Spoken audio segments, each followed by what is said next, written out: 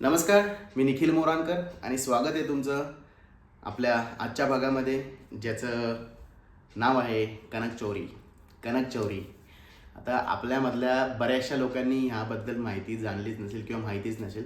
तर कनकचौरी जे आहे हे ठिकाण उत्तराखंडामधल्या रुद्रप्रयागजवळ आहे.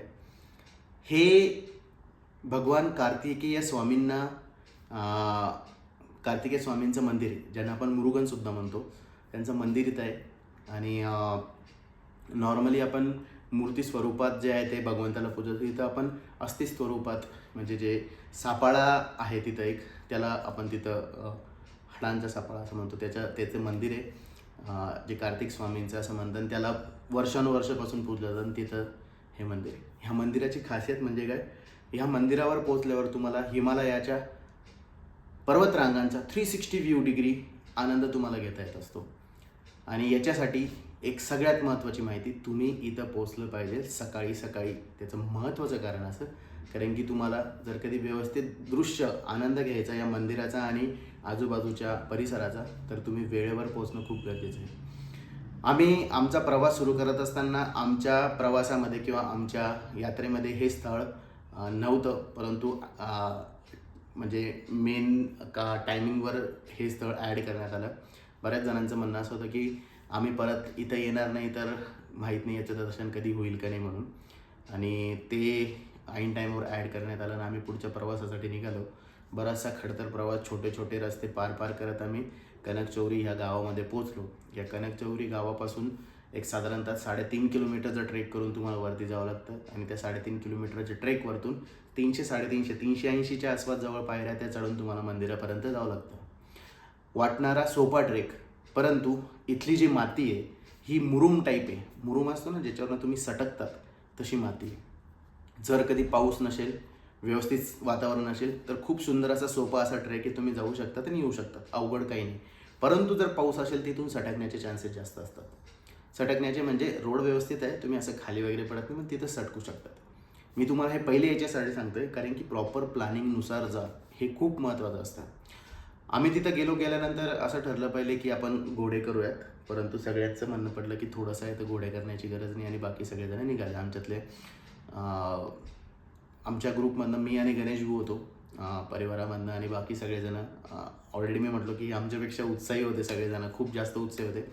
आम्ही उत्साह दाखवत नव्हतो कारण की आमच्यासोबत वरिष्ठ होते आणि आम्हाला त्यांना व्यवस्थित घरी व्यवस्थित सुखरूपांना ही आमची पहिली जिम्मेदारी होती. त्याच्यामुळे आम्ही ठरवलं की आम्ही आमच्यासाठी परत एकदा येऊ, पण आज यांचं व्यवस्थित करायचं. म्हणून आम्ही ठरवलं होतं की शक्यतो आमच्यामधले बाकी सगळे कोणी गेले, मी गणेश भाऊ आम्ही निघलो.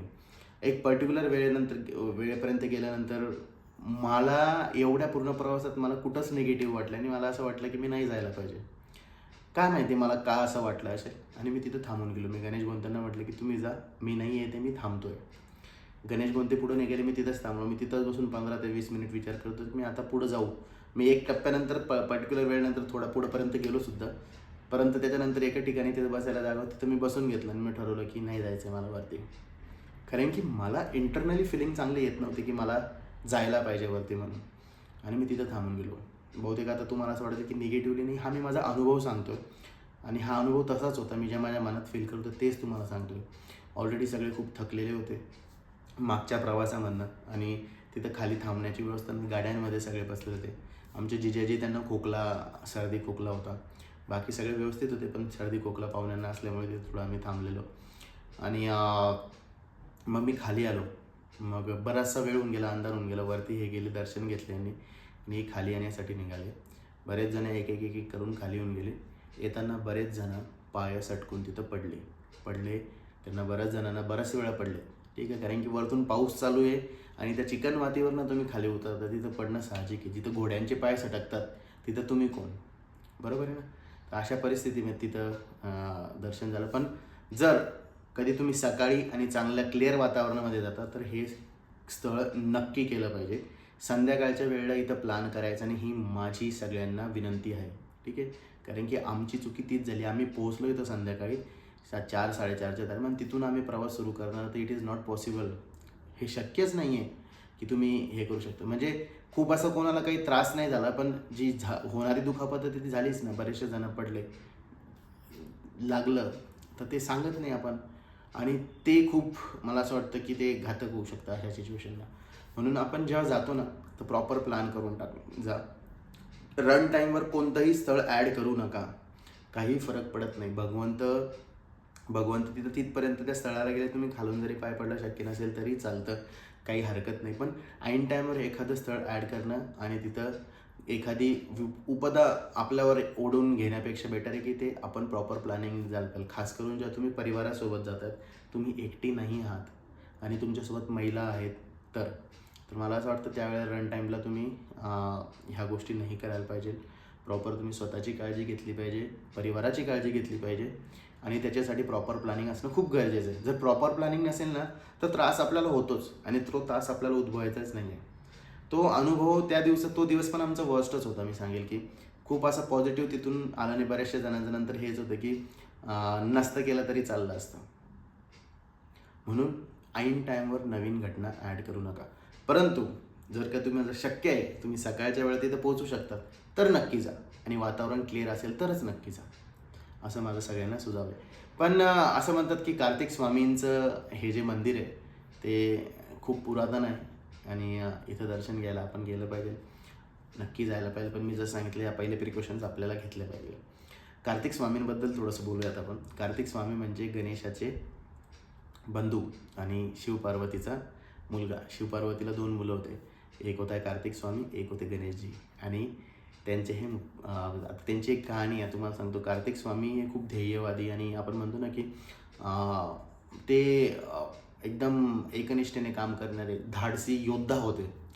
त्याचाच आपल्याला सगळ्यांना एक किस्सा माहिती आहे की जेव्हा असं ठरवलं की गणेश आणि कार्तिक स्वामी, मुरुगन ज्यांना म्हणतात साऊथमध्ये, की त्यांच्यामध्ये हे ठरलं की कोणता पुत्र जो आहे तो श्रेष्ठ आहे दोघांमध्ये. तर मग असं ठरलं की आपण मग तिथं असं डिस्कशनात आलं की जो जगाच्या म्हणजे पृथ्वीला 3 प्रदक्षिणा करून सर्वात पहिले पोहोचेल तो ह्या म्हणजे आपण म्हणतो की त्याला तो जो आहे तो विजेता ठरेल आणि तो सर्वात मोठा पुत्र ठरेल किंवा सर्वात श्रेष्ठ पुत्र ठरेल.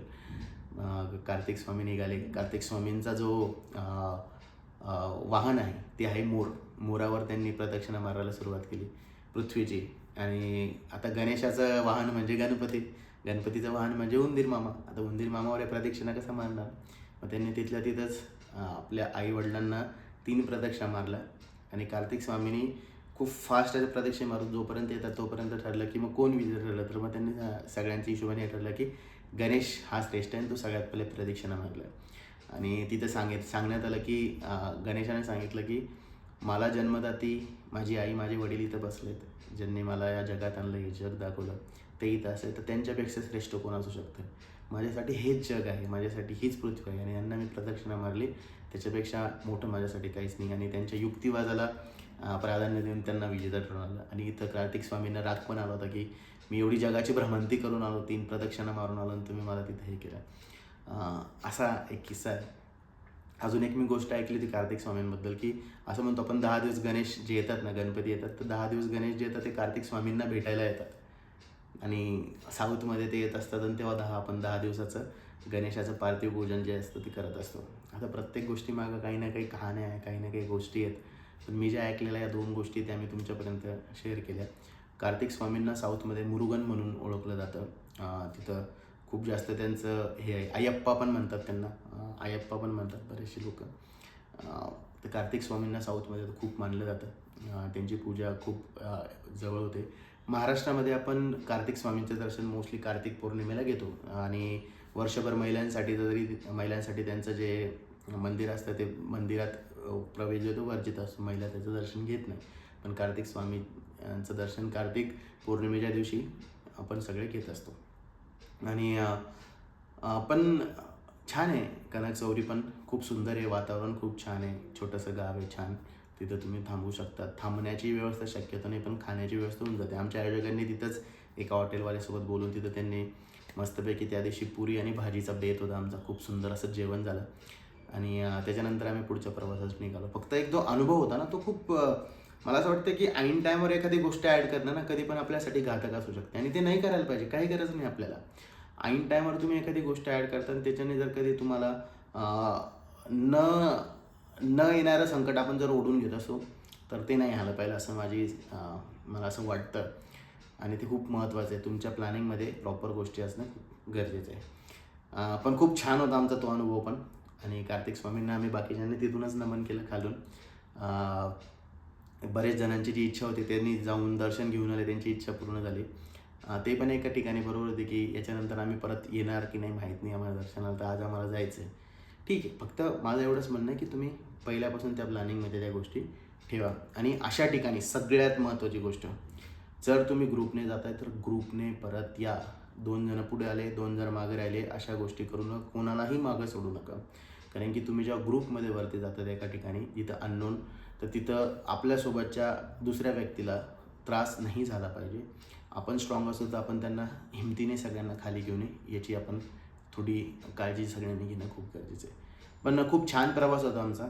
आणि मला असं वाटतं की प्रत्येकाने अशा ठिकाणी पण व्हिजिट केलं पाहिजे, फक्त प्रॉपर प्लॅनिंग सोबत. कॅल्क्युलेटिव्ह रिस्क घ्या, चांगली असते प्रत्येकासाठी. हा होता आपला आजचा भाग. कसा वाटला नक्की सांगा. आलाच तर लाईक करा, कमेंट करा, शेअर करा. आणि भेटू पुढच्या भागात. आता पुढचा भाग आपला जो असेल तो येणार आहे पुढच्या शनिवारी. आणि याच्या बाबतीत आपण बोलणार आहोत. आता पुढच्या भागात आपण केदारनाथ झालं, तुंगनाथ झालं, गंगोत्री यमुनोत्री झाली, याच्यानंतर आपण भेटणार आहोत भगवान विष्णूंना. भगवान विष्णूंची नगरी बद्रीनाथबद्दल आपण याच्या पुढच्या भागात डिस्कस करूया.